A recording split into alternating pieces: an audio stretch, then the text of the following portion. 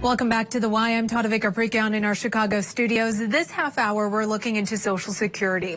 The golden years for many older Americans aren't as bright as they once seemed. Financial insecurity is causing hardships for a lot of seniors. Stephanie Liebergen takes a look at the Social Security benefit program and its impact. For decades, Americans have looked forward to a guaranteed safety net upon retirement. In 1935, the Social Security Act, signed by President Roosevelt, promised fixed incomes for Americans as early as age 62. This Social Security measure gives at least some protection to 50 million of our citizens. The Old Age and Survivors Insurance Trust Fund is the largest federal trust fund, holding $2.8 trillion in reserves. It's funded largely by taxpayer dollars. It's the tax you see deducted from your paycheck each year. But the future of that fund is uncertain. The latest report from the Social Security Administration reveals the reserves for retired workers and Americans with disabilities are expected to run out by 2034. And the potential effects are devastating. An exhaustion of Social Security funds could mean lower retirement payments. That, combined with the impending depletion of the Medicare funds, threatens to send millions of older Americans into poverty. Coming up short would also leave many of their loved ones in jeopardy. Retirement funds are a safety net for the dependents of retired workers and their survivors after death. Right now, the government is seeing more money going out than coming in. Despite a surge in deaths due to the coronavirus pandemic, the American population is aging. Data from the Census Bureau shows the number of older age adults outpacing children by 2034. And there aren't enough young people entering the workforce to offset the long-term costs. These conditions are exacerbated by an increase in retirements during the pandemic. And to make matters worse, inflation, fueled in part by labor shortages, forced the agency to issue the largest cost of living increase in 40 years. This is probably a temporary price increase. Sometimes you sort of like, you're not really getting ahead, you're just sort of maybe staying even and everything. But the fear isn't just about not breaking even, it's about the livelihoods of millions that are at stake. Well, I owned my own home, but everything was breaking on. And with my husband on it, I couldn't afford to do it on my own with what I had made. With more than a decade between now and the projected D-Day, advocates warn delays in legislative action could cost us. If nothing changes by 2033, Social Security law would cut retirement benefits by about 20% across the board. That would be a huge blow to more than 70% of older Americans who depend on the fund for at least half of their income. Several possible solutions have been floated. One of the least favorable options is raising the payroll tax, which currently sits at 6.2%. Another idea is expanding Social Security taxes on the wealthy.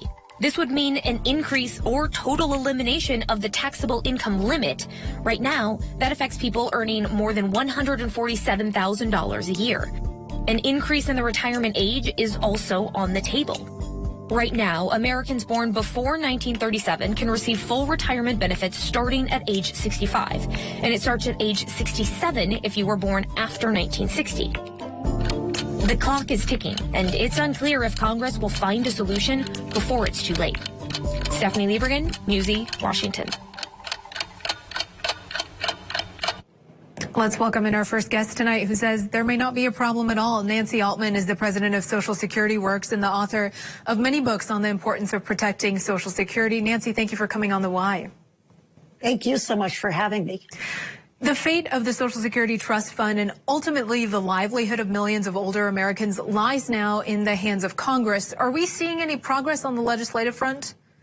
Absolutely. I have lots of good news. Social Security is an extremely well-managed program. President Roosevelt was really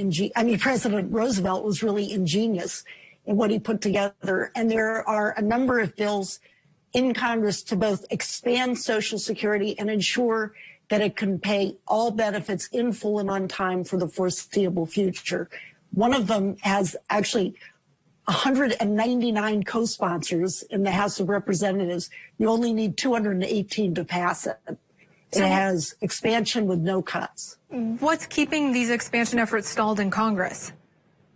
They're not really stalled. These have been, unfortunately, although I consider these bipartisan measures because if you look at poll after poll, Americans across the board favor expanding Social Security, ensuring that its benefits can be paid primarily by requiring the wealthiest to pay more, to pay their fair share, without benefit cuts. And that's what this legislation does.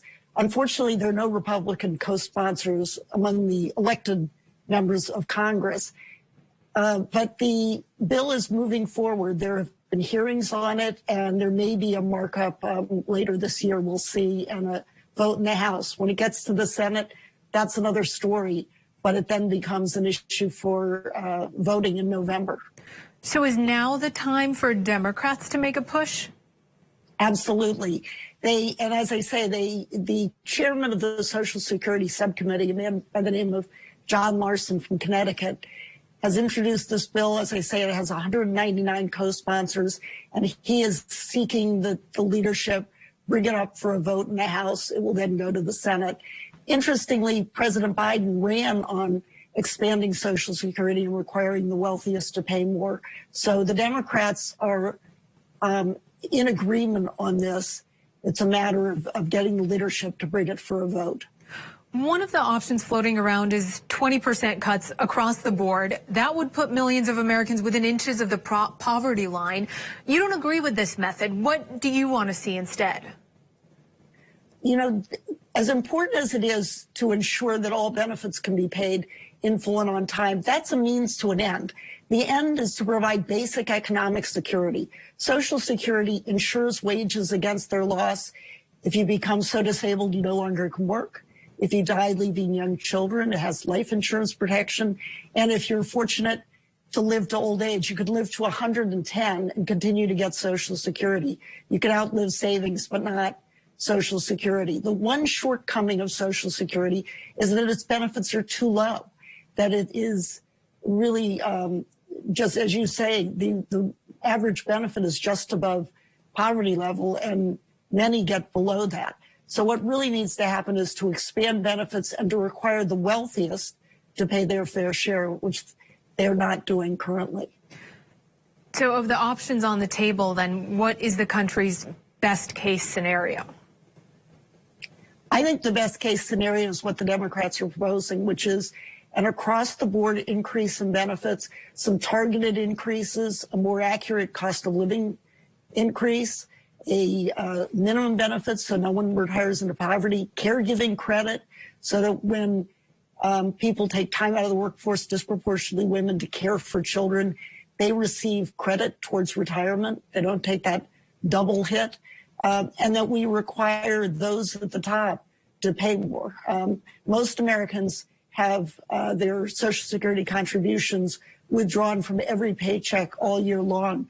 But if you're very wealthy, you stop after you make around $147,000. The proposals are that they should pay benefits all year long as well, pay contributions all year long as well. As the world sees it, and as news reports have laid out, Social Security funds are projected to run out by 2034. In your book, Social Security Works, you write about why that's not true. Can you walk us through this distinction that you're making? Yes. Social Security is primarily current funded, which means the monies that are paid today, that are withdrawn from pay, are used to pay benefits.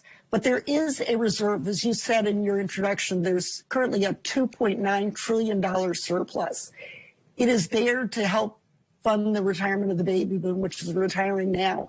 That money is being paid out. It's the principal and the interest. By 2034, unless Congress acts before then, that fund will be gone, but there will still be enough money coming in every month to pay 75 cents on the dollar. Now, that's not good enough. We want 100% on the dollar, and these proposals, as I talked about in Congress, will pay 100% on the dollar. But it's wrong to think of it as it's over, that's the end of Social Security. Social Security will be with us as long as we want it to be there. It would take an act of Congress for Social Security to disappear.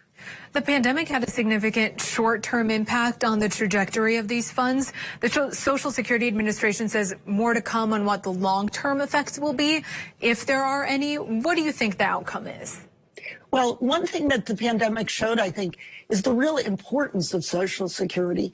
There were, as you know, the pandemic disproportionately hit seniors. There were many people who felt vulnerable. Some people were unemployed and had to claim early retirement benefits or were unable to continue working. We had, unfortunately, too many people who died. They were all insured with Social Security to pay their survivors. We don't know yet about long-haul COVID and whether that will require disability benefits.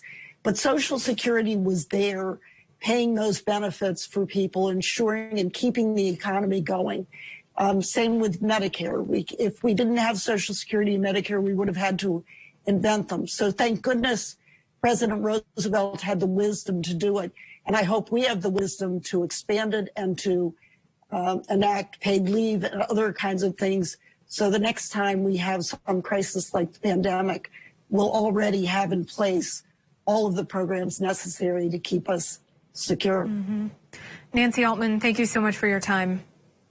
Thank you so much for having me.